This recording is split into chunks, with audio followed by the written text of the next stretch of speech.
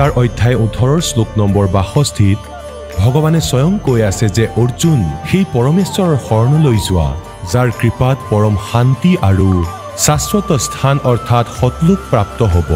সেই পৰমেশ্বৰ কোন হয়, ক'ত আছে, কেনেকুৱা জানিবৰ কাৰণে নিশ্চয় শুনক জগতগুৰু তত্ত্বদৰ্শী সন্ত ৰামপাল দেৱ মহাৰাজৰ অমৃত বচন। সৰ্বপবিত্ৰ ধৰ্ম পবিত্ৰ শাস্ত্ৰৰ আধাৰত ভক্তি কৰাৰ ইচ্ছা উৎপন্ন হয় আৰু আকৌ পৰমাত্মাৰ সৎ ভক্তিৰ এটা মন্ত্ৰ সৎনাম আপোনাক দিয়া হয়। এইদৰেই পৰমাত্মাৰ প্ৰাপ্তি হয়। এতিয়া কি কৈছে আদৰণীয় গৰিদাস চাহেবে যে তুমি যি সাধনা কৰি আছা সেয়া বিধিমতে কৰা নাই। সেই সাধনা আপুনি মই যেনেকৈ কওঁ তেনেকৈয়ে কৰক। মন মান সৰোবৰ নাণ ৰে, मन मान सरोवर नाण रे, जल के जंतु रह जल माही, आठों भक्त विहान रे। এতিয়া ইমান ধুনীয়াকৈ ব্যাখ্যা কৰিছে যে তুমি তীৰ্থ পানীত স্নান কৰি নিজৰ মুক্তি বুলি ভাবিছা। এয়া তোমাৰ ভুল অজ্ঞানতা, তত্ত্বজ্ঞানহীনতা হয়। मन मान सरोवर नाण रे, जल के जंतु रह जल माही, आठों भक्त बिहान रे। 184 जल के वासी, ये ब्रह्मचारों खान रे। चेतन हो के जड़ को पूजे, ये गांठ बांध पाषाण रे। मरकब कहाँ चंदन के लेपे, क्या गंग नवावे समान रे। शुद्धि हो न पूछतास की, ये छोड़त नाही बाण रे। 12 कोट जहां जम किंकरे, बड़े बड़े दैत हैवान रे। धर्मराय की दरगाह माही, वह होगी खेचा ताण रे। 184 कठिन 83, ये बचन हमारा मान रे। जैसे लोहो तार जंती में, ऐसे खींचे प्राण रे। जुन्नी संकट मेट देत हैं, तो शब्द हमारा मान रे। अर्दम जाप जपो हर हीरा, चलना आम दीवान रे। स्वर्ग रसातल लोक कुसातल, रचे जमी असमान रे। 14 तबक किए छन माही, ये सर्जे शशि अरुवान रे।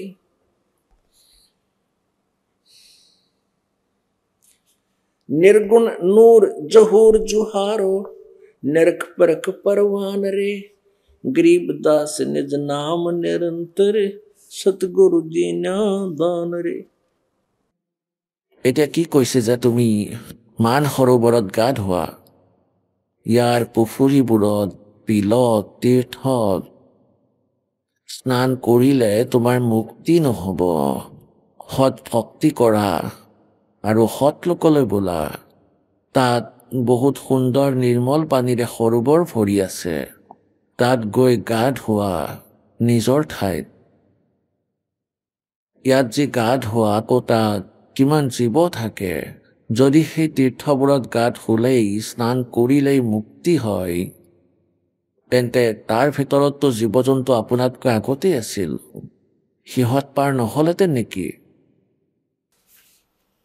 मन मान सरोवर गंग रे, जहां से बिछड़ा तहां मिलाऊं, सुनो शब्द प्रसंग रे।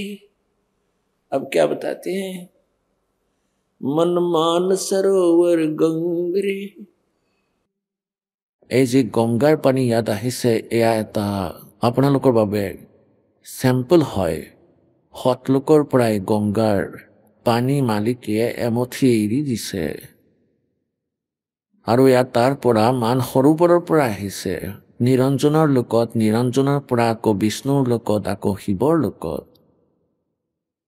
শিৱৰ লোকৰ পৰা আকৌ ইয়াত এই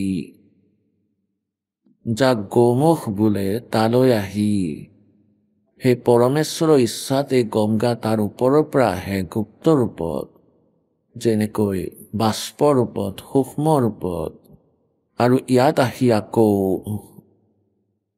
বৰফৰ ৰূপ লৈ আকৌ পানী হৈ বৈ যায়। গংগাৰ পানী যিমান দিন থলেও বেয়া নহয়, আৰু যি পৰমেশ্বৰে এই পানী এই জ্ঞান দিছে আৰু সেই পৰমাত্মাৰ এই অমৃত বচনেৰে চিম্পল পানী ৱাটাৰ, সাধাৰণ পানী গংগাৰ পানীতকৈও পবিত্ৰ হৈ পৰে।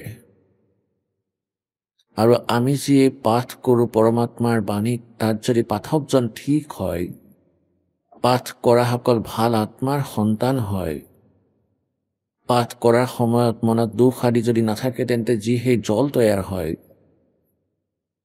যাক আমি কুম্ভ জল বুলি কওঁ, অমৃত, সেয়া গংগা জলতকৈও অত্যাধিক পবিত্ৰ হয়। আৰু সেই জল আজিও আমাৰ লগত ৰখা আছে, যি 10-12 বছৰৰ আগতে তৈয়াৰ কৰা হৈছিল। গতিকে ইয়াত এইটো ক'ব বিচাৰিছো যে কিমান মান সৰোবৰ গংগে, এই যে গংগা, সেই মান সৰোবৰৰ পৰা এই পানী আহিছে, আৰু তাত এনেকুৱা পদাৰ্থ আছে যি কেতিয়াও বেয়া নহয়। চিৰসেউজ থাকে বৃক্ষবোৰ, তাৰ সকলো পদাৰ্থ বহুত ভাল। मन मान सरोवर गंगे, जहां से बिछड़ा वहीं मिलाऊं, सुनो शब्द पर संगरे। তোমালোকে মোৰ জ্ঞান শুনা, মোৰ এই জ্ঞানৰ লগত তোমালোক ভালদৰে পৰিচিত হোৱা, আৰু তোমালোক য'ৰ পৰা আহিছা তোমালোকক তাতে পোৱাই দিম। जहां से बिछड़ा तहां मिलाऊं, वहीं मिलाऊं, सुनो शब्द पर संगरे। दैने गंगा बामे जमुना, मध्य सरस्वती रंगरे। कल विष कुसुमल मोच होते हैं, पल पल पर भी गंगरे। काशी क्रोध काहे लेवो, बिना भजन ना डंगरे। कोट ग्रंथ का यो ही अर्थ है, करो साध सत्संगरे। এতিয়া কিমান মধুৰ ভাষণ মহাপুৰুষসকলৰ, পৰমাত্মাৰ সৈতে পৰিচিত পুণ্যাত্মাসকলৰ। कहते काशी क्रोध काहे लेत हो। আগতে কাশীত এটা কচাইখানা খুলি থৈছিল তেওঁলোকে, নকলি গুৰুৱে, আৰু এইটো কৈ থৈছিল যে যি কাশী কৰতেৰে ডিঙি কটাই দিব, তেওঁ চিধা স্বৰ্গলৈ যাব। এতিয়া পৰমাত্মাই কৈছে যে এইবোৰ মনে সজা কথা। काशी क्रोध काहे लेवो, बिना भजन ना डंगरे। और कोट ग्रंथ का यही अर्थ है, तुम करो साध सत्संगरे। যে কৌটি কৌটি শাস্ত্ৰৰ এটাই কথা যে সন্তৰ সৎসংগ কৰা, তত্ত্বদৰ্শী সন্ত বিচাৰি তেওঁৰ জ্ঞান শুনা, তেওঁৰ পৰা জ্ঞান শুনা। सूक्ष्म रूप स्वरूप शुभानम, निश्चल अचल अभांगरे। आसन अस्तल सही तास के बिना, बाना वृद्ध बिनंगरे। बिन ही पंखों उड़े गगन को, चाल चाल बिहंगरे। दिव दृष्टि तो दर्श करते हैं, हरदम कला उमंगरे। परानंदनी पारख लीजय, मूल मंत्र ओम अंगरे। गायत्री गलतान ध्यान है, सोहम सुरत सुहंगरे। अजपा जाप जपो निस्वासर, जीत चलो जम जंगरे। गरीब दास दर्शन देवा के, देख भया मन दंगरे। এতিয়া ইয়াত স্পষ্ট কৰি দিছে যে এই মন্ত্ৰ জপ কৰক, এইটো অজপা জপ হয়, দুটা মন্ত্ৰ জপ। ইয়াত अजपा जाप जपो निस्वासर, जीत चलो जम जंगरे।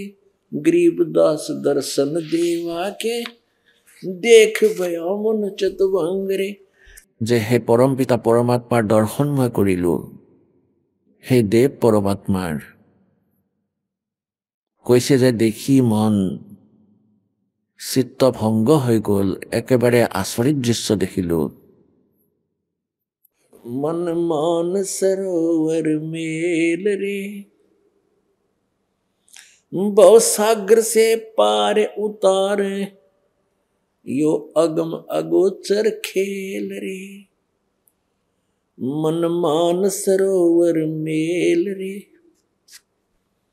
बहु सागर से पार उतारे अगम अगोचर खेल रे सरवण बिना शब्द एक सुनिए पर खोता ही बलेल रे गगन मंडल में ध्यान धरो वहां दीपक है बिन तेल रे चारों जुग में संत पुकारे कूक कहा हम हेल रे हीरे मोती माणिक बरसे ये जग चुगता ढेल रे 5-25 3 पर तकिया यो मन सुन सकेल रे बर्दबान ले बुद्धि का बांधो बहुजल नौका पेल रे या बारू कैसी गांठ बंधी है नर समझो मूड बलेल रे लखी करोड़ी बहे जगत में संग ना चाल्या देल रे एक पापी एक पुन्नी आया एक है सुमद लेल रे गरीब दास सतनाम भजन बिन सब ही काल की जेल रे अब क्या बताते हैं हे परमेश्वर दर्शन তুমি কৰিব লাগিব আৰু মান সৰোবৰত তেওঁক পোৱা যাব এই নকলি তীৰ্থবোৰতে বিলবোৰত পৰমাত্মাক পোৱা নাযায় मन मान सरोवर मेल रे और भवसागर से पार उतारा मारा अगम अगोचर खेल रे चारों युग में संत पुकारे कूक कहा हम हेल रे हीरे माणक मोती बरसे ये जग चुगता ढेल रे एक पुन्नी एक पापी आया एक है सोम दलेल रे गरीब दास सतनाम भजन बिन जो 2 मंत्र का 2 अक्षर का नाम है उस नाम के बिना ये सब ही काल की जेल रे গতিকে পুণ্যাত্মাসকল আমি এয়া বিশ্বাস কৰিব লাগিব যে মহাপুৰুষসকলে যি যথাৰ্থ স্থানৰ জাননী আমাক দিছে আৰু তালৈ যোৱাৰ বিধিও কৈছে চকুৰে দেখিছে পৰমাত্মাক আৰু উভতি আহিছে এয়া দয়া কৰিছে আপোনালোকক আমাৰ সকলো প্ৰাণীৰ ওপৰতে কবিৰ ভগৱানে যাতে এই কালে হাৰাশাস্তি কৰা আত্মাবোৰৰ ৰুচি উৎপন্ন হয় আৰু ইহঁতে ভক্তি কৰে নিজকে ৰক্ষা কৰে আমাক সকলোকে কালে ইয়াত মূৰ্খ সজাই থৈছে একেবাৰে এই কেঁচা খেলনা দি আমাক ফুচলাই ৰাখিছে এই শৰীৰ তোমাৰ এই মায়া তোমাৰ এই ল'ৰা তোমাৰ এই ছোৱালী তোমাৰ এই গাড়ী তোমাৰ এই ঘৰো তোমাৰ আৰু 1 ছেকেণ্ডত শেষ কৰি দিয়ে পৰমাত্মাই কয় সকলোবোৰ কালৰ চালাকি এই কালৰ চালাকি আমি বুজি পাব লাগে ঠিক আছে যেতিয়ালৈকে আমাৰ সংস্কাৰ যিকোনো পৰিয়াল বা প্ৰাণীৰ লগত থাকে কোনো সমস্যা নাই ইয়াত না আমাৰ ইচ্ছাৰে সম্বন্ধ স্থাপন হৈছে না আমি ইচ্ছা কৰিলে সম্বন্ধ নষ্ট কৰিব পাৰোঁ আৰু ইয়াত আগতে আমি আমাৰ সংস্কাৰ অনুসৰিহে চলিবলৈ বাধ্য আছিলোঁ যেনেকৈ যাৰ সংযোগ আছে এতিয়া আমি সেইজন পৰমাত্মা পালো যিজনে আমাৰ সংস্কাৰ সলনি কৰিব এতিয়া পুণ্যাত্মাসকল আমি বৰ বেছি দুখী কাৰণ সাংসাৰিকে আড়ম্বৰ ৰং চং সাংসাৰিক নিয়মসমূহ ইমান আমি মেলি ললোঁ এতিয়া এয়া সামৰাটো অসুবিধা হৈছে যেনেকৈ আটাইতকৈ ডাঙৰ আমাৰ বাবে এটা বহুত ডাঙৰ পাহাৰ হৈ পৰিছে বিবাহ ছোৱালীৰ বিয়া আমাৰ বাবে বহুত গধুৰ হৈ পৰিছে কেনেকৈ হ'ল কাৰণ আমি ইমানেই কৰ্ম বেয়া কৰি পেলাওঁ। যেনে কোনোৱে ঘোচ লয়, তেওঁলোকে আগ পিছ একোৱেই নাচায়, বা 2 টকাৰ ঠাইত 20 টকা লৈ চালাকি কৰি থাকে। অহাটো জন্মত তেওঁ দিব লাগিব। ধৰি লওক এজন ব্যক্তিয়ে কোনো ব্যক্তিৰ পৰা 5 লাখ টকা ঠগি নিলে, ঘূৰাই নিদিলে। ডাঙৰ মানুহ দুখীয়া একো মাতিব নোৱাৰে। অহা জনমত তেওঁ কেনেকৈ লয়, অহা জনমত তেওঁ জোৱাই হ'ব। আৰু ছোৱালী ল'ব আৰু 5 লাখ টকাৰ বস্তু দিব লাগিব তেওঁক। সেইটো এনেকৈ সমাধান হ'ব তোমাৰ সেই এক লেৱা এক দেৱা दूतम और कोई किसी का पिता नहीं पूतम। ऋण संबंध जुड़ा एक ठाठल अंश ने सबारा बाठा। গতিকে এতিয়া পৰমাত্মাই ইয়াত দয়া কৰিছে। আপোনালোকৰ সেই সংস্কাৰবোৰ নিজৰ কলমেৰে এতিয়া কেঞ্চেল কৰিব। এতিয়া সেই ছোৱালীবোৰৰে বিয়া হৈ আছে, তেওঁলোকৰ সৈতে সংযোগ স্থাপন হৈ আছে। তেওঁলোকৰ লেনা দেনা দুয়োকে শক্তি মাৰ্গেৰে নিজৰ কলমেৰে নিজৰ শক্তিৰে সেই সংস্কাৰবোৰ পৰমাত্মাই শেষ কৰি এতিয়া দেখি আছে একেবাৰে চিম্পল ৱেত বিবাহ কৰা হয়।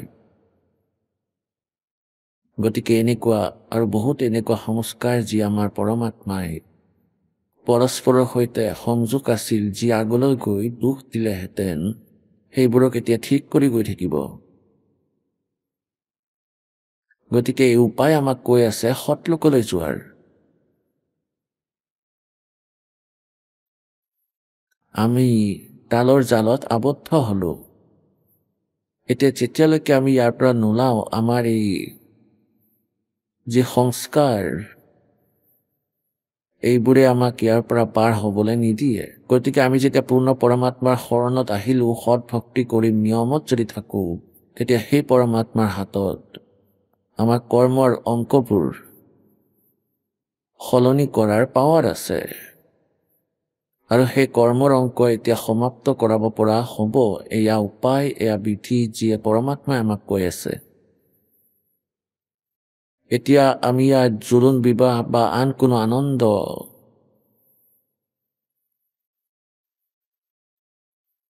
বহুত বেছি কৰোঁ। হিচাপে নাই কি প্ৰকাৰৰ সেই বাজনা বজাওঁ, সাজ সজ্জা কৰোঁ।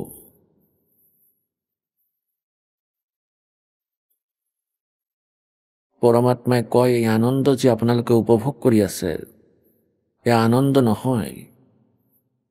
এজন ব্যক্তিয়ে মোক ক'লে, তেওঁ ক'লে, মহাৰাজ আমাৰ প্ৰায় 6 বছৰেই হ'ল, নাজানো 7 বছৰ কৈছিল নেকি, যে আমি কোনো উৎসৱ পালন কৰি পোৱা নাই। এনেকুৱা মৃত্যু হয়, হয়তো ঘৰৰ সদস্যজনৰ ডেকা বা নিজৰে কোনো ভাই খুৰা ককা বা কোনো সম্পৰ্কীয়ৰ, যেনে ভনীৰ পতি মৰি গ'ল ভনীৰ। আমি 7 বছৰত বুলি কৈছিল যে আমি উৎসৱে পালন কৰি পোৱা নাই। আৰু যিসকলৰে আঘাত লগা নাই তেওঁলোকে অযথা কৰে।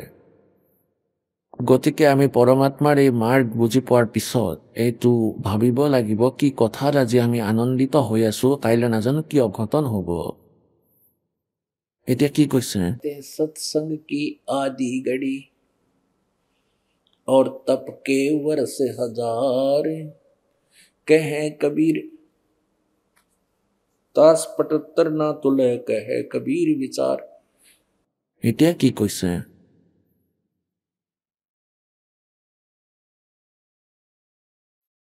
आज हमारे रंग संत समागम है रे, कथा कीर्तन गावण धावण बहुत सुने प्रसंगे, मन की कुटिलता छूटत नाही, यो मन बसे भुवंग। दिल दरिया में भावर पड़त है, उठे अंत तरंग, तिरकुटी महल में जाए बसोरे, जाम बहे सैंस मुख गंग। का कहूँ कुछ कहा न जाही, मूर्त अचल बिहंगे, अरस पियाले सदमत वाले, काहे को घोटो भंगे। दास गरीब मिटे सब झगड़ा, करो साध सत्संगी। কিমান ভাল কথা কৈছে কি দাসগিৰি মিটে সব ঝগড়া আৰু কৰো সাধ সৎসংগী। সাধুৰ অৰ্থাৎ তত্ত্বদৰ্শী সন্তৰ সংগত থাকিবা, তেওঁৰ পৰা জ্ঞান শুনা, তোমালোকৰ সকলো কাজিয়া শেষ হ'ব। এতিয়া কি কৈছে পৰমাত্মাই যে তুমি আজি আনন্দ কৰি আছা সেয়া ইউজলেছ। তোমালোকে আনন্দ কৰা পৰমাত্মাৰ গুণ গাই গাই। गगन मंडल में घूमट है रंग होरी हो, श्वेत ध्वजा फहरावे राम रंग होरी हो। এতিয়া যেনেকৈ আমি ইয়াত হোলী খেলো আগতে বিনা জ্ঞানৰ বান্দৰৰ দৰে মুখ কৰি লৈছিলো, ৰঙা হালধীয়া বোকা গোটেই শৰীৰত পেলাই দিয়ে, কোনোৱে মাটিৰে কোনোৱে গোবৰেৰে, কাৰোবাৰ চকু ফুটি যায়, কাৰোবাৰ আৰু বোমা আতচবাজি ফুটায়, বোমা ফুটায়, কাৰোবাৰ চকু জ্বলি যায়, কাৰোবাৰ হাত জ্বলি যায়, কাৰোবাৰ আকৌ গাত জুই লাগে, বহুত লোকচান হয়, আকৌ পৰিৱেশ কিমান দূষিত হয়। আমি সকলো প্ৰক্ৰিয়া সলনি কৰিলো। প্ৰথমে দেখি ঘিউৰে জ্যোতি জ্বলাইছিল, আকৌ মমবাতি জ্বলাব ধৰিলে, দুগুণ কাৰ্বন ডাই অক্সাইড। এইটো কি আনন্দ নেকি? গতিকে পৰমাত্মাই কয় তুমি আজি আনন্দ কৰি আছা, এই আনন্দ নকলি হয়। এতিয়া আনন্দ কৰা হৰি, হৰি মানে আনন্দ। পৰমাত্মাৰ নামৰ সেই ৰঙৰ হলি খেলা, ৰাম নামত ৰঙীন হৈ যাও, পৰমাত্মাৰ ভক্তিত ৰঙীন হও। गगन मंडल में घूमट है रंग होरी हो, वहाँ श्वेत ध्वजा फहरावे राम रंग होरी हो। এতিয়া কৈছে ওপৰত এটা বগা গম্বুজ আছে সত্যলোকত। সকলো বেদেও এয়াই প্ৰমাণ দিয়ে, চকুৰে দেখিলে পৰমাত্মাৰ প্ৰিয় আত্মাসকলক যাক পৰমাত্মাই লগ পালে সত্যলোকলৈ লৈ গল, আকৌ এৰি দিলে, তেওঁলোকে এয়াই প্ৰমাণ দিছে। गगन मंडल में घूमट है रंग होरी हो, वहाँ श्वेत ध्वजा फहरावे राम रंग होरी हो। बुद्धि बानी से आगम है रंग होरी हो, सुरत नरत जहाँ लावे राम रंग होरी हो। नाभि कमल ब्रह्मा भय रंग होरी हो, ये सर्जे विष्णु महेश राम रंग होरी हो। यत्युर्गुण माया बिस्तरी रंग होरी हो, ये किया सकल परवेश राम रंग होरी हो। चंद सूरज पानी पवन रंग होरी हो, कच्छ मच कूरम राम रंग होरी हो। ओम मंत्र आदि है रंग होरी हो, रचे सकल आरंभ राम रंग होरी हो। तीन गुणन पर तकत है रंग होरी हो, पांच तत्व पर काश राम रंग होरी हो। सुर नर मुनि जन देवता रंग होरी हो, सावतरी और गौरी राम रंग होरी हो। लक्ष्मी विष्णु संग है रंग होरी हो, कमलापति में भंवर राम रंग होरी हो। ये किन्नर भूत पिशाच है रंग होरी हो, दान्य दंत अपार राम रंग होरी हो। राक्षस का रासा कहूँ रंग होरी हो, रचे सकल परिवार राम रंग होरी हो। गण गंधर्व ज्ञानी गुणी रंग होरी हो, ये चातुर्मूढ़ अनंत राम रंग होरी हो। ओम नाद अगाध है रंग होरी हो, अजब नवेला कंत राम रंग होरी हो। 184 जाति है रंग होरी हो, ये 4 खान के जीव राम रंग होरी हो। अंडरद जेरज उद बुदा रंग होरी हो, ये श्वेत खान रचि पीव राम रंग होरी हो। आत्म और परमात्मा रंग होरी हो, एक देही में दो राम रंग होरी हो। सतगुरु मेला करत है रंग होरी हो, चलो अगमपुर धाम राम रंग होरी हो। मन मथुरा तन द्वार का रंग होरी हो, जहां बसे जगदीश राम रंग होरी हो। मल्ला गिर चंदन चरच रंग होरी हो, कस्तूरी निज गंध राम रंग होरी हो। अधर फुआरे छूटत हैं रंग होरी हो, यह बरसाना ब्रह्मरंद्र राम रंग होरी हो।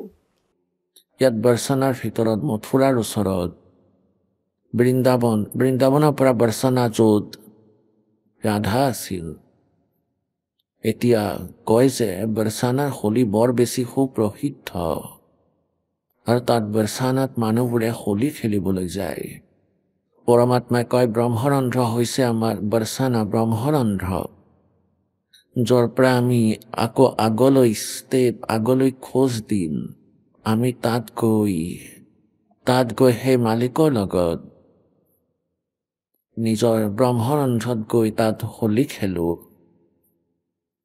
सतगुरु मेला करत है रंग होरी हो, चलो अगमपुर धाम राम रंग होरी हो।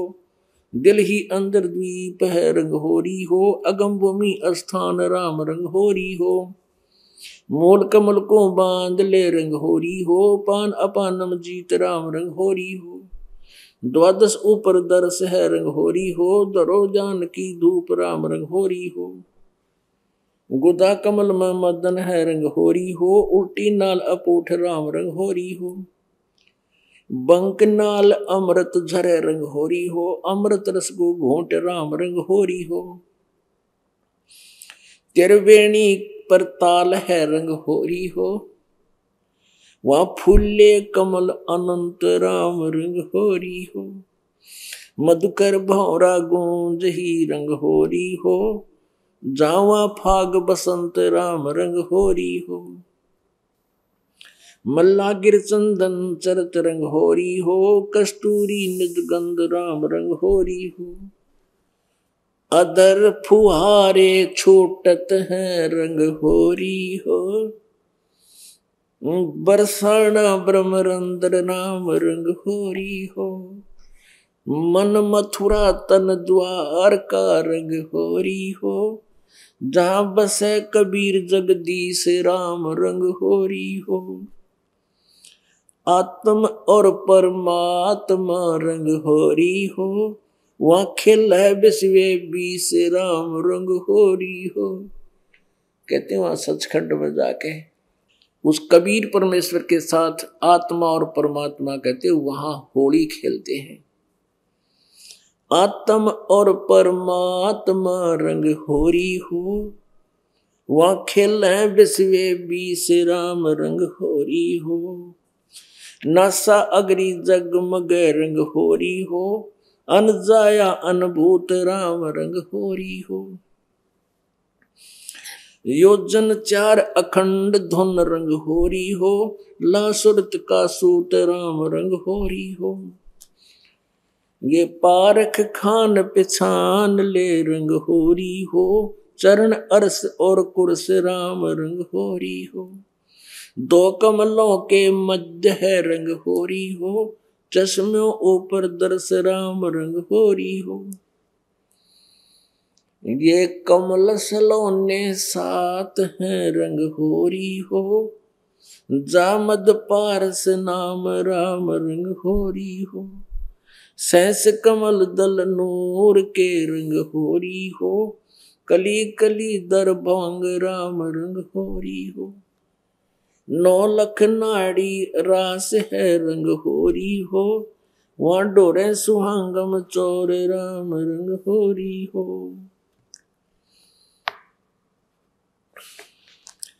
शंख कमल दल जगमग रंग होरी हो। এতিয়া এই সকলো কমলৰ বিষয়ে জ্ঞান দি আছে। পৰমাত্মাৰ লগত পৰিচিত হোৱাৰ পিছত গৰীবদাস চাহেবে কি কৈ আছে? প্ৰথমে এই সকলো সাতটা কমল কৈছে। স্বয়ংসৰাৰ কমল কৈ দিলে, য'ত কাল ভগৱান জ্যোতি নিৰঞ্জনৰ নিবাস আছে। এতিয়া আগলৈ কৈছে, শংখ কমল দল জগমগ ৰংগ হৰি হো। নীল পদম শংখ কমল দল, যেনেকৈ গণেশ দেৱৰ সেই 4টা পাহিৰ দল আছে, 4টা পাহিৰে কমল দল আছে, আৰু ব্ৰহ্মাদেৱ আৰু সাবিত্ৰী সেইটো 6টা পাহিৰ, বিষ্ণু আৰু লক্ষীৰ সেইটো 8টা পাহিৰ, শিৱ পাৰ্বতীৰ 12টা পাহিৰ, দুৰ্গাৰ যি হয় সেইটো 16 পাহিৰ, আৰু ত্ৰিকোটিত 2টা পাহিৰ, আৰু 1000 পাহি থকা এইটো কাল ভগৱানৰ স্থান ঠিকনা কমল শৰীৰত আছে। আৰু কেতে শংখ কমল দল নীল পদম শংখ, शंख कमल दल जगमग रंग होरी हो। वहां कली कली शशि भान राम रंग होरी हो। जहां बसे कबीरा आप राम रंग होरी हो। वो पूर्ण पुरुष अमान राम रंग होरी हो। कर्म भरम लागे नहीं रंग होरी हो। ये मंगल रूप सुभान राम रंग होरी हो। सुख सागर में खेलता रंग होरी हो। गरीब दास गलतान राम रंग होरी हो।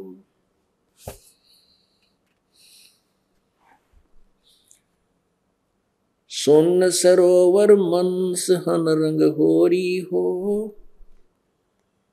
या खेल है फाग बसंत राम रंग होरी हो। विष्णु शंकर खेल ही रंग होरी हो। ये सुर नर मुनिजन संत राम रंग होरी हो। वो दुल्हा साहेब एक है रंग होरी हो। ये दुल्हन संख असंग राम रंग होरी हो।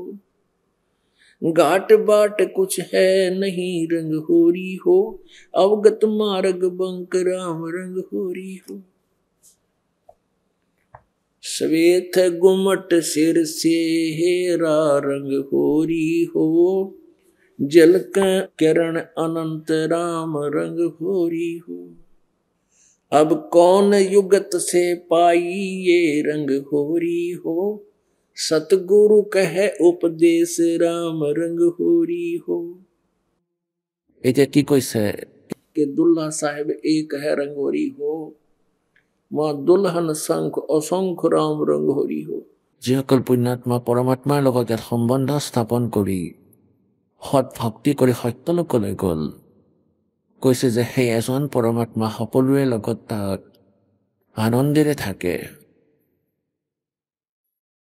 এতিয়া কৈছে যে ওপৰত গম্বুজ আছে, এটা বগা গম্বুজ, মূৰত পাগুৰি, বগা গম্বুজ আছে, মূৰত মুকুট আছে পৰমাত্মাৰ।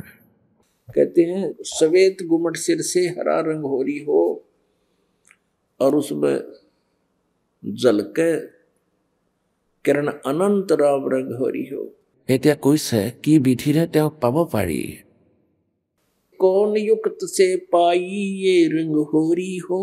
उत्तर दिसे सतगुरु कहे उपदेश राम रंग होरी हो। ऐसा अगम अगाध है रंग होरी हो। पार न पावे शेष राम रंग होरी हो। এতিয়া কি কৈছে? मन राजा खेलन चला रंग होरी हो। तिरुवेणी कतीर राम रंग होरी हो। मन राजा खेलन चला रंग होरी हो। पर पटन स्थान राम रंग होरी हो। चंद सूरज की गम नहीं रंग होरी हो। जान नहीं जमी आसमान राम रंग होरी हो। बीड़ी गाटी सांकड़ी रंग होरी हो पावत नाही जान राम रंग होरी हो कालंदरी जमना बह रंग होरी हो मोहन कबीर भोपाल राम रंग होरी हो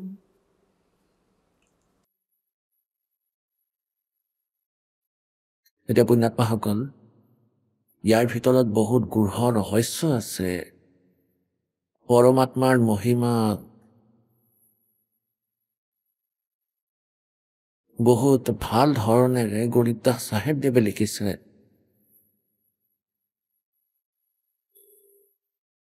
বেদক বুজি পোৱাটো বহুত সহজ কিন্তু পৰমেশ্বৰৰ মহিমাৰ এই বাণীক বুজি পোৱাটো অত্যন্ত কঠিন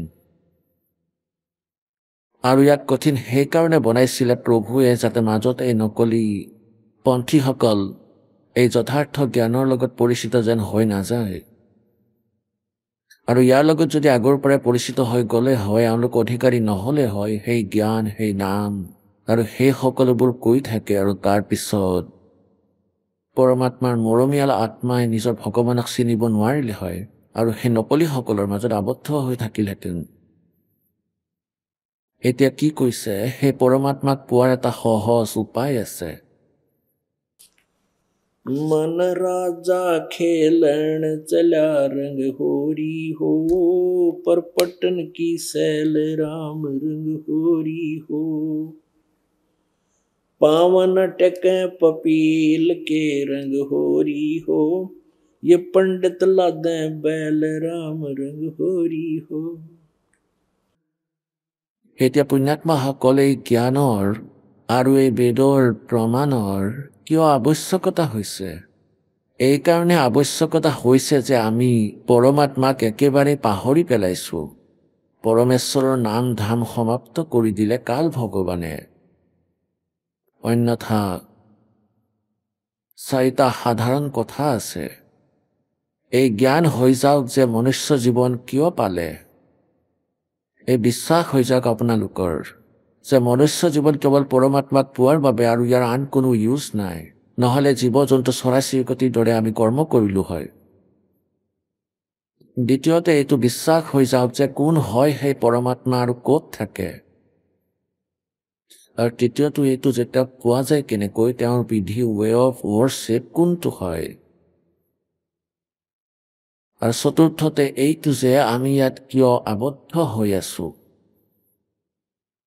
তেনেহ'লে ইমান ডাঙৰ গ্ৰন্থৰ কোনো আৱশ্যকতা নাই আপোনালোকৰ হৃদয়ত এটা দুখ হৈ যাওক যে আমি বেয়াকৈ আবদ্ধ হৈ পৰিছোঁ এইটো বহুত বেয়া স্থান कोर्ट जन्म नगर मत होगे कुछ ना हाथ लगे रे कुकर सुकर खरबा बोरे कौआ हंस वगैरे এটা পুণ্যাত্মাসকল কোৱাটো অত্যন্ত সহজ কাৰণ আজি আমি মনুষ্য সকলো সুবিধা আমাৰ উপলব্ধ কুকুৰ গাধ গাহৰি জুনি এতিয়া মই আপুনি সকলোৱে কেইবা লাখ বাৰ ভোগ কৰি লৈছোঁ কুকুৰ গাধ গাহৰি জুনি কিন্তু এতিয়া বিশ্বাস নহয় এতিয়া এইবোৰে প্ৰভাৱ নেপেলায় কাৰণ আমি বহুত ভাং পান কৰি লৈছোঁ এই ত্ৰিগুণময়ী মায়াৰ আমাক ইনজেকশ্যন লগোৱা আছে ইয়াৰ প্ৰভাৱ নপৰে ইয়াক প্ৰভাৱশালী কৰিবলৈ এইটো এনেকৈ জ্ঞান শুনাই থকা হৈছে ইমান ডাঙৰ ডাঙৰ গ্ৰন্থৰ প্ৰমাণ দি থকা হৈছে অন্যথা এই মন্ত্ৰ আৰু সেই ভগৱান অমৰপুৰ স্থান আৰু সেইকাৰণে আমি ইয়াত আবদ্ধ হৈ আছোঁ এই লোক সঠিক নহয় চাৰিটা কথা 5 নম্বৰৰ প্ৰয়োজনীয়তা নাই কিন্তু আমি ইমান পাহৰি গ'লোঁ সেই মালিকক সেই যথাৰ্থ জ্ঞানক ইমানখিনি প্ৰমাণৰ পিছতো আমি বহু কষ্টেৰে বিশ্বাস কৰিব পাৰোঁ এতিয়া কি কৈছে মন ৰাজা খেলন চলা ৰংগ হৰি হো যেতিয়া এই জ্ঞানৰ আধাৰত এই মনৰ এই বিশ্বাস হৈ যাব যে সঁচাকৈয়ে ইয়াত এই দুখ সদায় থাকিব তেতিয়া ই আত্মাক সহযোগ দিব যেতিয়া আত্মাৰ ই সহযোগী হৈ পৰিব তেতিয়া এই স্পীড বহুত ভাল হৈ যাব তাৰপিছত সেই স্পীডতেই যেনেকৈ তেওঁ ওলোটা কামত স্পীড টানে তেনেহ'লে এই শুভ কৰ্মটো ইমানেই স্পীড দেখুৱাব গতিকে এই মনক তাৰপিছত এই মন আৰু ইয়াত নাথাকে ওপৰত যোৱাৰ বাবে ইয়াৰ প্ৰবল ইচ্ছা জন্মে এতিয়া কৈছে ইমান ডাঙৰ ডাঙৰ গ্ৰন্থৰ আৱশ্যকতা নাছিলে এটা মন্ত্ৰ যিটো 3টা আখৰৰ, এটা 2টা আখৰৰ, তাৰপিছতহে ওম তৎসৎ। ওম চিধা তৎ আৰু সৎ এয়া সাংকেতিক হয়। এই মন্ত্ৰৰ জপ বেয়াৰ পৰা দূৰত গুৰু মৰ্যাদাত থাকি আজীৱন স্মৰণো কৰি নিজৰ সাংসাৰিক কাম কৰি থাকে, মুক্তি গেৰাণ্টিত হয়। কিন্তু এতিয়া অসুবিধা কি, ইয়াত সকলোতকৈ আগতে কালে এয়া চেষ্টা কৰে যে গুৰুৰ প্ৰতি তেওঁৰ মনত ভুল ভাৱ সৃষ্টি হওক।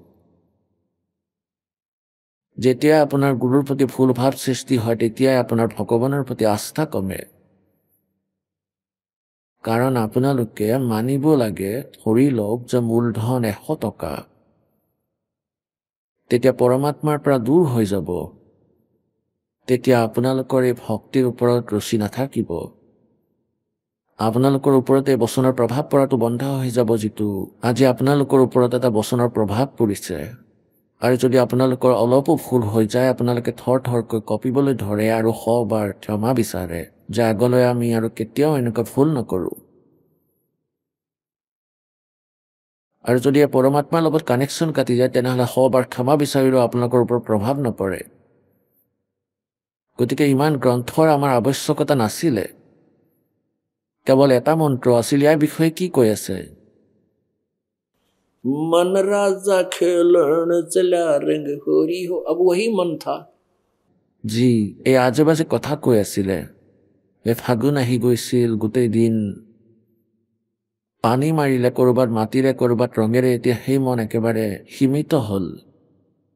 এই আজেবাজে কথাবোৰেৰে একেবাৰে ৰুচি নজন্মে, আৰু যিজন ভগতৰ ৰুচি জন্মে তেওঁ ভগত হৈ থকা নাই, তেওঁৰ নাম চলি থকা নাই। এটাটো এইটো হ'ল যে যি এতিয়া ভক্তি কৰা আৰম্ভ কৰিছে তেওঁৰ কথা বেলেগ, তেওঁ বালক হয়, তেওঁৰ ভুলো হ'ব পাৰে। কিন্তু যাৰ 2, 2, 3, 3, 4, 4, 5 বছৰ হৈ গ'ল আৰু তেওঁ তথাপিও এই কালৰ ড্ৰামেবাজিত সহযোগ দিয়ে, কোনোবাই খেল চাই, কোনোবাই ফিল্ম চাই অথবা গান বাজনাত ভাগ লয়, ডান্স কৰে, তেওঁলোকৰ ভক্তি ষ্টাৰ্ট হোৱা নাই। যেতিয়াই ভক্তিৰ ৰং বিয়পিব তেতিয়া আপোনালোকৰ এই সকলো বেয়া লগা হ'ব। আহক আমি এতিয়া সেই শ্ৰদ্ধালুসকলৰ অনুভৱবোৰ জানো, যিসকলে জগতগুৰু তত্ত্বদৰ্শী সন্ত ৰামপাল দেৱ মহাৰাজৰ পৰা দীক্ষা প্ৰাপ্ত কৰিছে তথা তেওঁৱেই কোৱা ভক্তি মাৰ্গ এওঁলোকে অৱলম্বন কৰি আছে। নমস্কাৰ ছাৰ। ছাৰ নমস্কাৰ ছাৰ। কি নাম আপোনাৰ? এই দাসৰ নাম দৰবাৰী ৰাম গায়কৱাৰ। ছাৰ ক'ৰ পৰা আহিছে আপুনি? মই গাঁও দেউৰী, দণ্ডি লোহাৰা, জিলা বালু, ছত্তীশগড়ৰ পৰা। ছাৰ সন্ত ৰামপালদেৱ মহাৰাজৰ পৰা নাম দীক্ষা আপুনি কেতিয়া ল'লে? ছাৰ মই 23 ছেপ্টেম্বৰ 2018 এই দাসৰ নতুন জন্ম হ'ল ছাৰ। ছাৰ কি কাম কৰে আপুনি? ছাৰ মই কৃষি বিভাগত গ্ৰামীণ কৃষি বিস্তাৰ বিভাগৰ অধিকাৰীৰ পদত বৰ্তমান মই পদস্থ ছাৰ। সন্ত ৰামপালদেৱ মহাৰাজৰ পৰা নাম দীক্ষা লোৱাৰ আগতে আপুনি কিবা ভক্তি সাধনা কৰিছিলনে? ছাৰ এনেতো মই বিশেষ ভক্তি সাধনা কৰা নাছিলোঁ, কিন্তু এনে কেতিয়াবা পৰ্ব থাকিলে সেয়া মানিছিলোঁ। এনে বিশেষ কোনো মোৰ তেনেকুৱা আগ্ৰহ নাছিলে। তেন্তে আপুনি সন্ত ৰামপালদেৱ মহাৰাজৰ শৰণলৈ কিয় আহিলে? ছাৰ ইয়াৰ পিছত এটা বহুত ডাঙৰ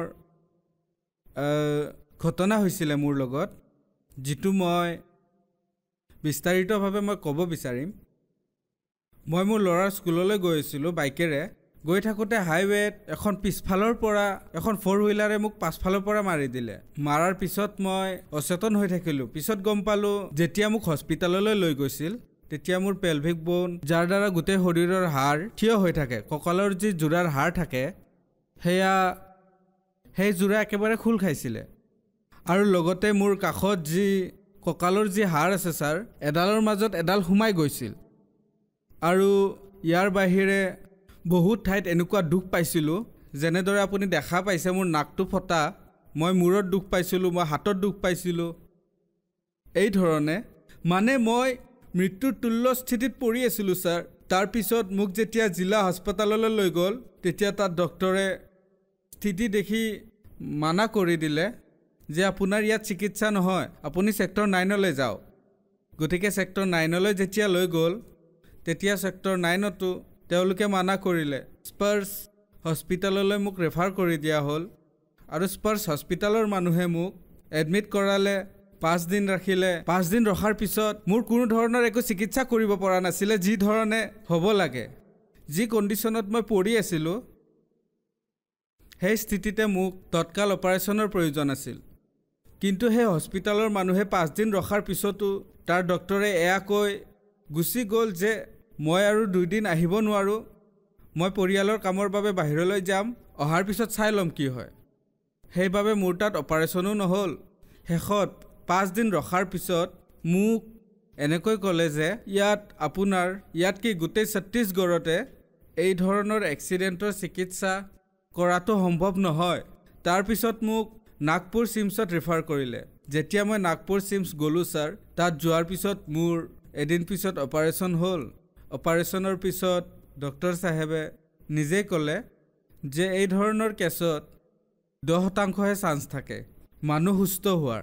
অন্যথা গোটেই জীৱনটো বিচনাত অথবা হুইল চেয়াৰত পৰি থাকে সেই সময়তে যেতিয়া ঘৰলৈ আহিলোঁ অহাৰ পিছত মোৰ শহুৰে মোৰ যি শ্ৰীমতী আছে তেওঁক ক'লে যে পুত্ৰী এজন গুৰুদেৱ আহে সন্ত ৰামপালদেৱ মহাৰাজ যাৰ সৎসংগ আহে সৎসংগৰ শেষত এনেকুৱা ধৰণৰ কিছুমান ভক্ত আহে যিসকলে কয় যে মোৰ এনেকুৱা বেমাৰ ভাল হ'ল মোৰ এক্সিডেণ্টৰ আগত ভাল হ'ল এনেকুৱা কথাবোৰ কয় গতিকে তাত য'ত থাকা তাৰ পৰা কিছু দূৰত এখন চুৰেগাঁও নামৰ ঠাই আছে তাত নামদান দীক্ষা কেন্দ্ৰ আছে তাত তুমি যোৱা আৰু গৈ নাম দীক্ষা লোৱা আৰু নাম দীক্ষালৈ ভক্তি কৰা একেবাৰে ঠিক হৈ যাবা এনেকৈ ক'লে য'ত নেকি মোৰ শহুৰ দেউতা ইতিমধ্যে 15 বছৰৰ পৰা ৰাধা স্বামী পন্থৰ সৈতে জড়িত তেওঁ এই পন্থত নাছিলে তথাপিও তেওঁৰ পৰমাত্মাৰ এনেকুৱা প্ৰেৰণা হ'ল তেওঁক পঠিয়ালে এই ধৰণে ছাৰ মোৰ শ্ৰীমতীয়ে নাম দীক্ষা চুৰেগাঁও কেন্দ্ৰলৈ যোৱাৰ পিছত তাৰে ভকতসকলে ক'লে যে এনেকুৱা কণ্ডিশ্যন মই তেওঁৰ নামত নাম দীক্ষা লোৱাৰ বাবে আহিছোঁ নাম দীক্ষা লৈ আহিল আৰু আহি যেতিয়া ঘৰত কোৱা অনুসাৰে ভক্তি মৰ্যাদাত থাকি আৰম্ভ কৰিলে গতিকে লাহে লাহে মোৰ পত্নীয়ে লাহে লাহে নাম জপ কৰিবলৈ আৰম্ভ কৰিলে মৰ্যাদাত থাকি তাৰ আগলৈকেতো ভগতদেৱ মই বিচনাতে আছিলোঁ না এফালে বাগৰিব পাৰিছিলোঁ না আনফালে না মই বহিব পাৰিছিলোঁ না উঠিব পাৰিছিলোঁ গোটেই যিবোৰ ক্ৰিয়াকলাপ আছিল শৌচ কৰা পেচাব কৰা সকলো মই বিচনাতে কৰিব লাগিছিল কাৰণ মোৰ ইয়াৰ পৰা ইয়ালৈকে কটাই আছিলে ইয়াৰ পৰা ইয়ালৈকে অপাৰেশ্যন হৈছিলে এয়া চাব পাৰে গতিকে এনেকুৱা স্থিতি আছিল এই স্থিতিতেই মোৰ পত্নীয়ে তাৰ পৰা কিতাপ আনিছিলে জীৱনৰ সুগম পথ আৰু জ্ঞান গংগা ডক্টৰে আপোনাক কি কৈছিলে ডক্টৰসকলে এয়া ক'লে যে তুমি এয়া ক'লে যে 90% বুলি ক'ব নোৱাৰি এতিয়া যে আপুনি আগতে যি স্থিতিত আছিলে সেই স্থিতিতে থাকিব কিন্তু 10% ওপৰজনৰ ওপৰত বিশ্বাস আছে যে আপুনি সুস্থ হ'ব পাৰে আৰু তেনেকুৱা স্থিতিত যেতিয়া মই নাম জপ কৰিলোঁ গতিকে ছাৰ মই যেতিয়া কিতাপ পঢ়িবলৈ আৰম্ভ কৰিলোঁ গুৰুদেৱ সন্ত ৰামপালদেৱ মহাৰাজৰ সৎসংগ চাইছিলোঁ মোবাইলত তেওঁৰ ভিডিঅ' ক্লিপ চাইছিলোঁ সৎসংগৰ গতিকে এইবোৰ কৰোঁতে এনেকুৱা স্থিতি আহিল ছাৰ যে অট'মেটিক মোৰ শৰীৰে লৰচৰ কৰিব আৰম্ভ কৰিলে কাৰণ এটা সময় এনেকুৱা আছিল যে কঁকালে একো কাম কৰা নাছিলে এই ভৰি মোৰ সঠিকভাৱে লৰা নাছিলে কেৱল আঙুলিহে লৰিছিলে গতিকে ডক্টৰেও কৈছিলে যে তুমি এইটো লৰোৱা বন্ধ নকৰিবা গতিকে লাহে লাহে যেতিয়া মই নাম গুৰুদেৱৰ সৎসংগ চালোঁ কিতাপ পঢ়িলোঁ তেতিয়া মোৰ শৰীৰ ইম্প্ৰুভ হোৱা আৰম্ভ কৰিলে ইয়াৰে মাজত কি হ'ল যে ডক্টৰে মোক প্ৰত্যেক 1.5 মাহ 2 মাহৰ মূৰে নাগপুৰলৈ মাতিছিলে চেকআপৰ বাবে 4-6 মাহ পিছত যেতিয়া গ'লোঁ ডক্টৰে ক'লে এতিয়া এওক বহুৱাবলৈ আৰম্ভ কৰি দিয়া বালিচ লগাই গতিকে তাৰে আগত মই নিজে বহিবলৈ আৰম্ভ কৰি দিছিলোঁ তাৰপিছত যেতিয়া 3 মাহৰ পিছত যাওঁ ডক্টৰে ক'লে যে এওক থিয় কৰাই খোজ কঢ়াবলৈ আৰম্ভ কৰা কিন্তু তাৰে আগতেই মই খোজ কঢ়া আৰম্ভ কৰি দিছিলোঁ এয়া কেৱল সন্ত ৰামপালদেৱ মহাৰাজৰ কৃপাত লাহে লাহে আগলৈ ইম্প্ৰুভমেণ্ট হ'বলৈ ধৰিলে তাৰপিছত ছাৰ মই যেতিয়া ষ্টিক লৈ খোজকঢ়া আৰম্ভ কৰিলোঁ মই মনতেই নিজক ক'লোঁ যে এতিয়া মই গুৰু সন্ত ৰামপালদেৱ মহাৰাজৰ আশ্ৰমলৈ যাম আৰু মই নিজে নাম দীক্ষাও ল'ম। চুৰেগাঁও আশ্ৰমলৈ গ'লোঁ ছাৰ। যোৱাৰ পিছত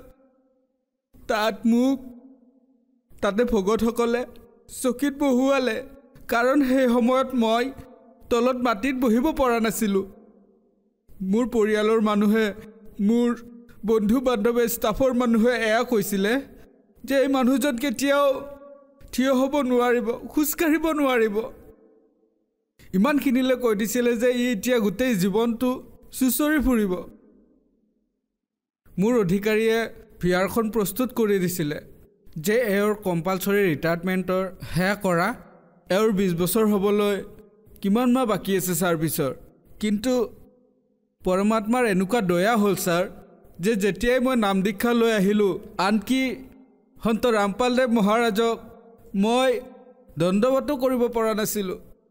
চকীত বহুৱাই মোক নাম দীক্ষা দিছিলে পৰমাত্মাৰ। তাৰপিছত যেতিয়াই নাম দীক্ষা লৈ আহিলোঁ মৰ্যাদাত থাকি মই যেতিয়াই ভক্তি কৰিবলৈ আৰম্ভ কৰিলোঁ তেতিয়াই মোৰ শৰীৰত শক্তি আহিব ধৰিলে আৰু সেই শক্তিৰ বাবে আজি মই আপোনালোকৰ সন্মুখত আছোঁ। মই খোজকাঢ়িব পাৰোঁ, মই দৌৰিব পাৰোঁ, মই বাইক চলাই আছোঁ ছাৰ, মই গাড়ী চলাই আছোঁ, আজি সকলো কাম কৰিব পাৰিছোঁ। মই এয়া কেৱল পৰমেশ্বৰ কবিৰ পৰমাত্মাৰে দয়া। এই পৰমাত্মাই সন্ত ৰামপালদেৱ মহাৰাজৰ ৰূপত আহিছে। তেওঁৰে দয়া চমৎকাৰ যে আপোনালোকৰ আগত মই সামান্য মানুহৰ দৰে থিয় হৈ আছোঁ, য'ত নেকি মানুহে মোক কৈছিলে ই হুইল চেয়াৰতেই থাকিব, খোজকাঢ়িব নোৱাৰিব, এই ধৰণে কৈছিলে ছাৰ। এয়া বহুত ডাঙৰ চমৎকাৰ হ'ল মোৰ লগত পৰমাত্মাৰ। বিচাৰিলে আপুনি এই ৰিপৰ্টখন চাই বুজিব পাৰে যে মোৰ শৰীৰৰ কোনটো অংশৰ হাড় ভঙা আছিলে। আপোনালোকে চাব পাৰে, এয়া মোৰ শৰীৰৰ কঁকালৰ এক্সৰে, আপোনালোকে চাব পাৰে। ইয়াৰ যে মাজত গেপ আছে এয়া একেলগেহে থাকে, যিটো এক্সিডেণ্টৰ বাবে ভাঙি গৈছিলে জইণ্ট। আৰু ইয়াৰ বাবেই মানুহ, কাৰণ এইটোৱে এটা অংগ যাৰ বাবে মানুহ থিয় হৈ থাকিব পাৰে। তাৰ পাছত অপাৰেশ্যনৰ পাছত ডক্টৰসকলে ইয়াত প্লেট লগাই জইণ্ট লগাই দিছে। লগতে এয়া কঁকালৰ হাড় যিডাল ভাঙি এটাই আনটোৰ ফালে সোমাই গৈছে, যিটো স্ক্ৰুৰে টাইট কৰি বেলেগ বেলেগকৈ ছেট কৰিছে। এই স্থিতিৰ বাবে ডক্টৰে কৈছিলে, কাৰণ এয়া ওলট পালট হৈছে, গতিকে এনেকুৱা স্থিতিৰ বাবে ডক্টৰে কৈছিলে যে এনেকুৱা স্থিতি যাৰ হয় সেইবোৰ বহুত ৰেয়াৰ কেছ হয়, আৰু যদি হয়ো মাত্ৰ 10% চান্স থাকে যে মানুহজনে ভাল স্থিতিলৈ অহাৰ, অন্যথা 90%টো সম্পূৰ্ণ হুইল চেয়াৰ অথবা বিচনাতেই পৰি থাকে। এয়া আপোনালোকে চাব পাৰে। ইয়াত আপোনালোকে চাব পাৰে ৰাজনন্দগাঁও ENT হস্পিটেলৰ ৰিপৰ্ট হয়, যেতিয়া মই তাৰিখ 24/3/2019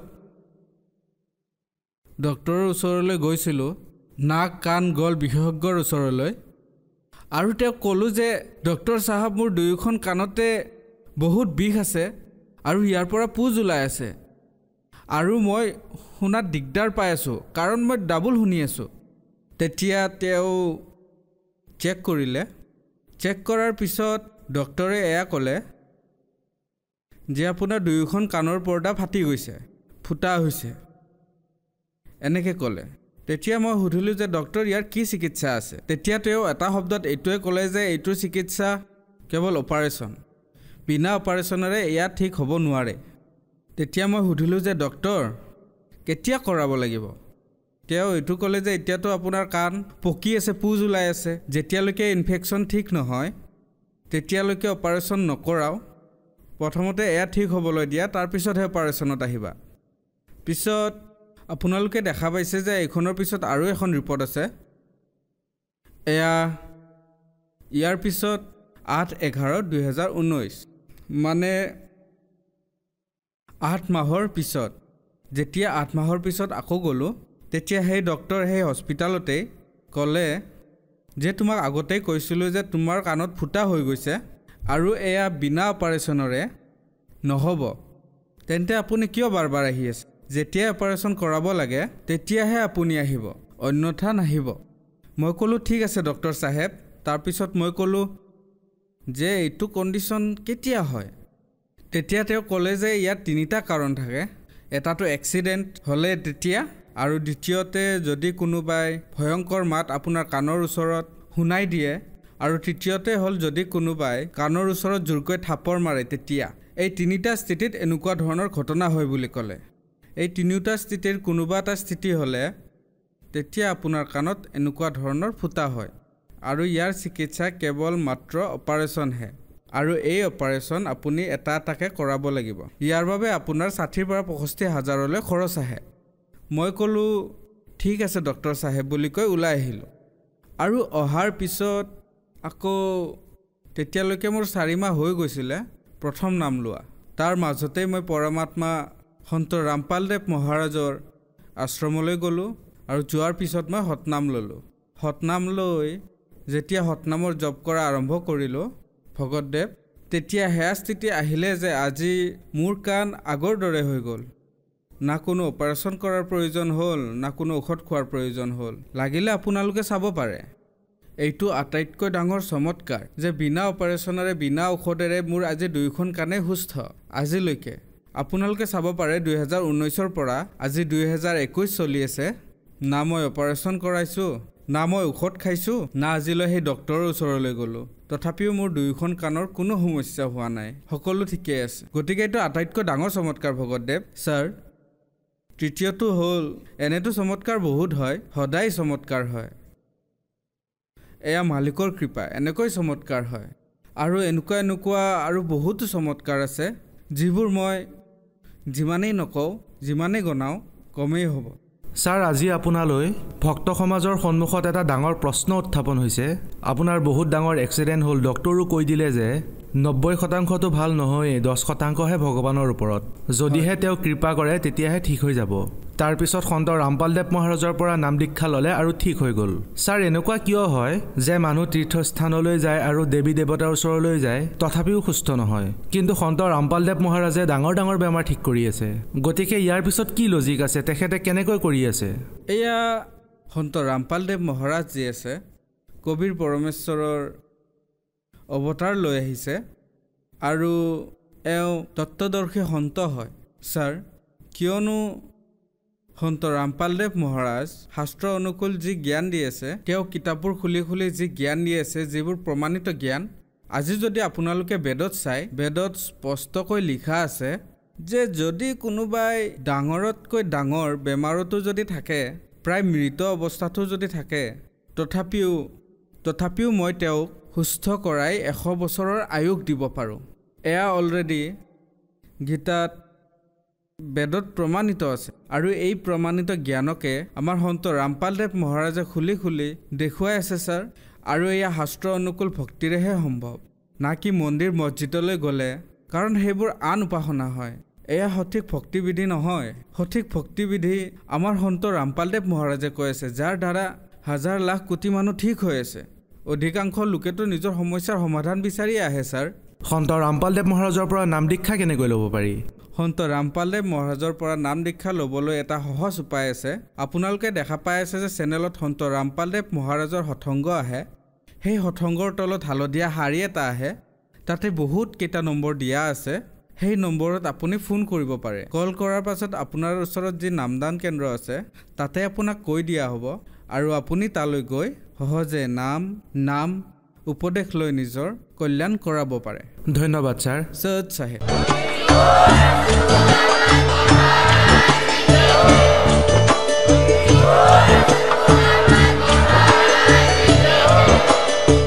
আপুনি শুনি আছিলে জগতগুৰু তত্ত্বদৰ্শী সন্ত ৰামপালদেৱ মহাৰাজৰ মংগল প্ৰবচন। অধিক জানিবৰ বাবে ভিজিট কৰক আমাৰ ৱেবছাইট www.jagatgururampalji.org। সন্ত ৰামপালদেৱ মহাৰাজৰ শুভ আশীৰ্বাদত সমগ্ৰ বিশ্বতে 500তকৈও অধিক নাম দীক্ষা কেন্দ্ৰ আছে, য'ত সন্ত ৰামপালদেৱ মহাৰাজৰ দ্বাৰা বিনামূলীয়া নাম দীক্ষা দি থকা হৈছে। আপোনাৰ নিকটৱৰ্তী নাম দীক্ষা কেন্দ্ৰৰ ঠিকনা জানিবলৈ সম্পৰ্ক কৰক 8222880541।